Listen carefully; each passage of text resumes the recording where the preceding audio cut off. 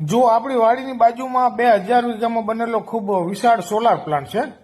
આ બધી જમીન ખેડૂતોએ એકરના વાર્ષિક 35,000ના ભાડે અને એ પણ 29 વર્ષના એગ્રીમેન્ટ ઉપર આપેલી છે.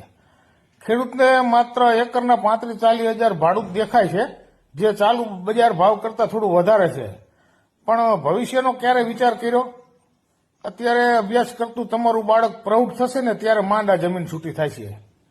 સૌ પહેલા તો આ લોકો તમારી જમીનનો હેતુફેર કરી એના ઉપર કરોડોની લોન લેતા હોય છે.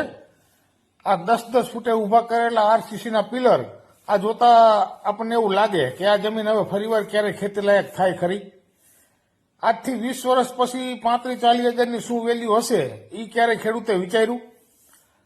ભવિષ્યમાં ક્યારેક પૈસાની જરૂર ઊભી થાય તો અગાટ તો તમે વેચી નહીં શકો. હાલમાં ઘટતા જતા રૂપિયાના મૂલ્ય પ્રમાણે 20 વર્ષ પછી 40,000ની વેલ્યુ માત્ર 3,000 જેટલી હશે. માટે જમીન આપવી જ હોય તો અગાટ વેચો, અને એ પણ સારા ભાવથી વેચો, જેથી બીજી જગ્યાએ જમીન લેવી હોય તો લઈ શકાય. આવી મૂર્ખામી કરી અને આ ધન કુબેરોના ઢગલામાં ધન નાખવાનો કોઈ મતલબ નથી.